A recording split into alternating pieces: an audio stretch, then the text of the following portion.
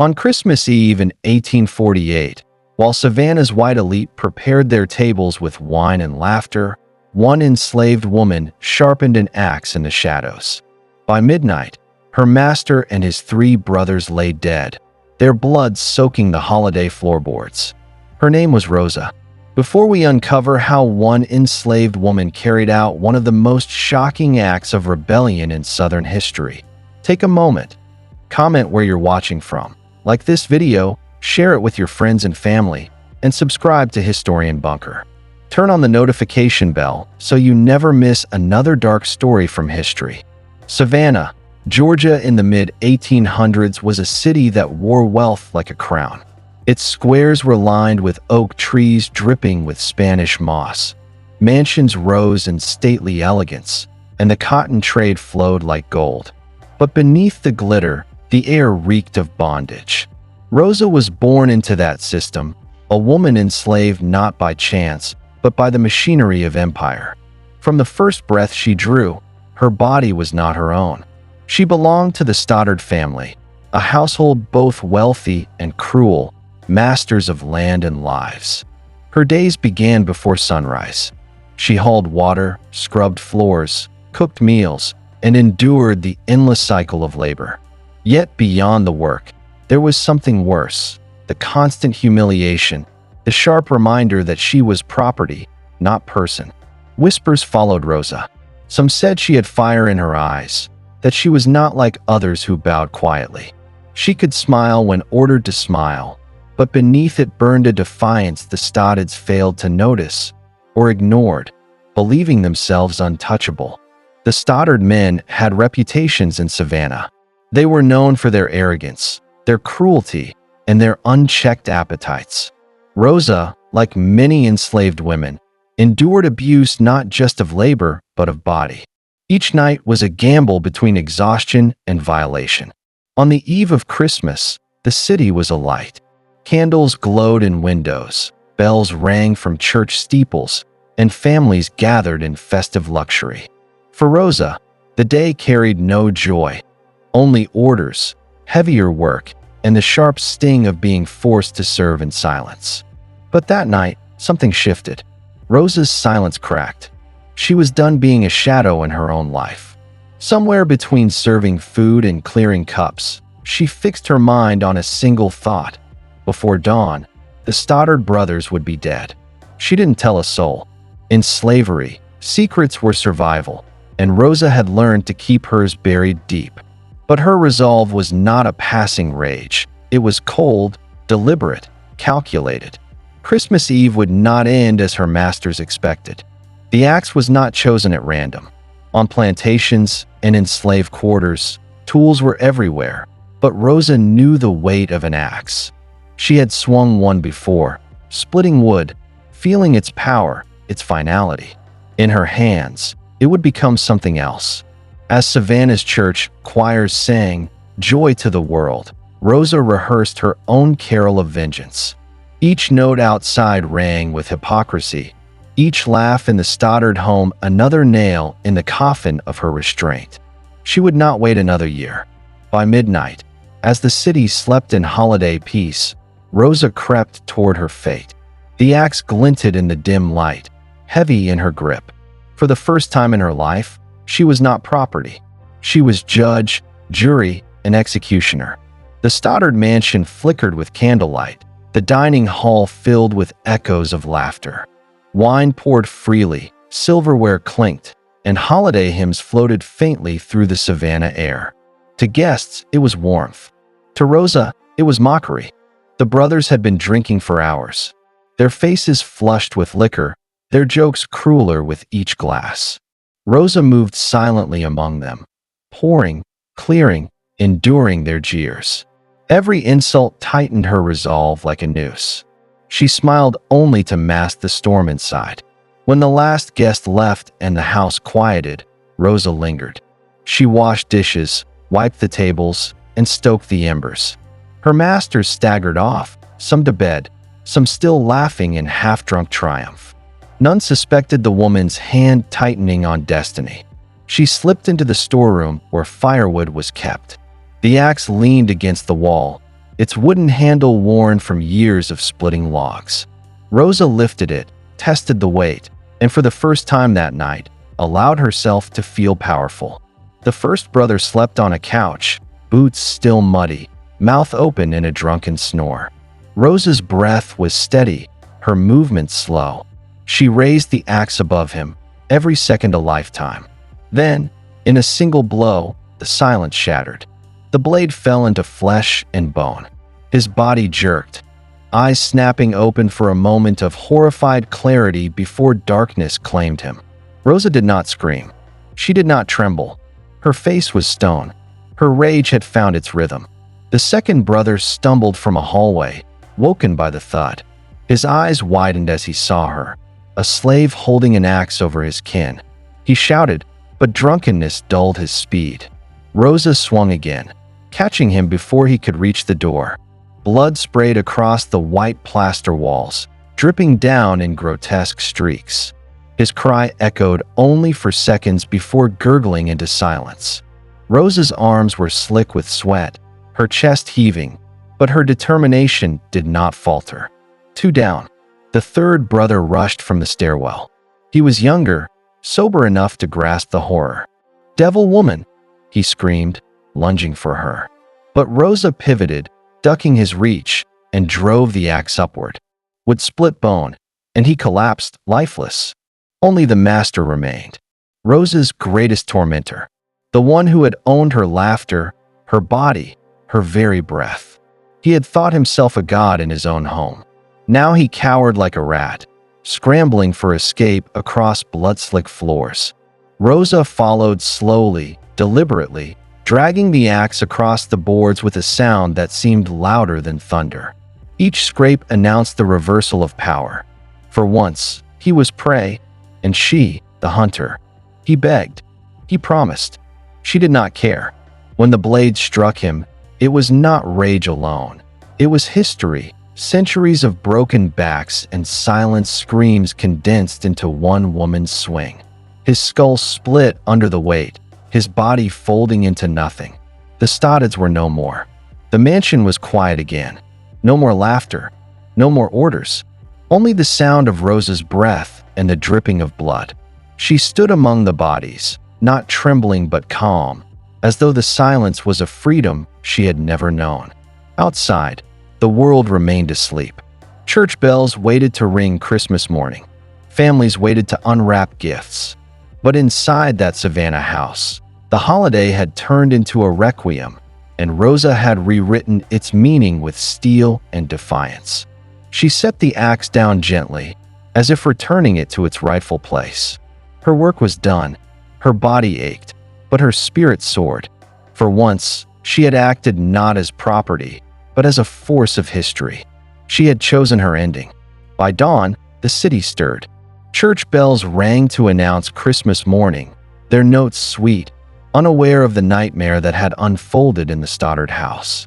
The smell of roasted meats drifted through the streets, but in one home, only death lingered. A servant discovered the bodies. His scream cut through the mansion, echoing like a trumpet of judgment. Neighbors rushed in, drawn by the noise. What they saw froze their blood. 3 brothers hacked to pieces, their master sprawled in crimson silence. Word spread like wildfire. By mid-morning, whispers raced through Savannah's cobblestone streets.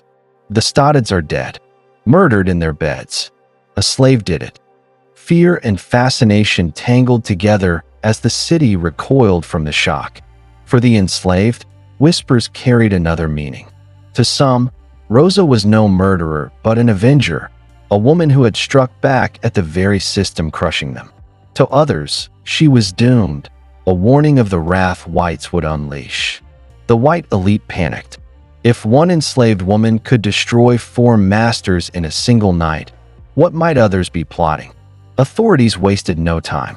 A posse was formed, armed men scouring the streets, plantations, and swamps for Rosa. The governor himself was briefed. This was no ordinary crime. It was a threat to the very image of white supremacy in Georgia. If Rosa escaped, her story might inspire hundreds.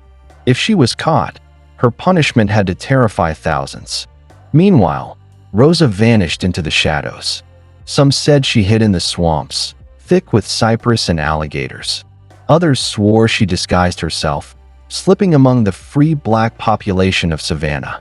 Her absence made her more dangerous than her acts. White families locked their doors. Slave patrols doubled their rounds. The fear was not just of Rosa, but of what she represented. The idea that Christmas could bring not joy, but judgment. The season of peace had become the season of vengeance. At the Stoddard funeral, mourners wept not only for the dead, but for their lost illusion of control. Priests thundered sermons about obedience, punishment, and the dangers of giving too much freedom to the enslaved. Rosa was painted as a devil, but outside the church walls, in hushed tones, enslaved men and women whispered her name with reverence. Some said she was a spirit of justice. Others claimed she had been guided by God himself. Rosa was both nightmare and prophecy. The hunt dragged on. Bloodhounds sniffed the ground where she might have fled. Rewards were posted, hundreds of dollars for her capture. Every shadow was questioned, every slave interrogated. Yet Rosa seemed to dissolve into thin air, leaving only stories behind. Savannah's paranoia grew. Masters eyed their slaves with suspicion. Husbands questioned wives. Even children sensed the unease. Rosa's rebellion had done more than kill 4 men. It had shattered the illusion of control on which the Southern world rested. And yet, no one could erase the truth. On Christmas Eve, a woman enslaved and brutalized had turned the tables, if only for a night.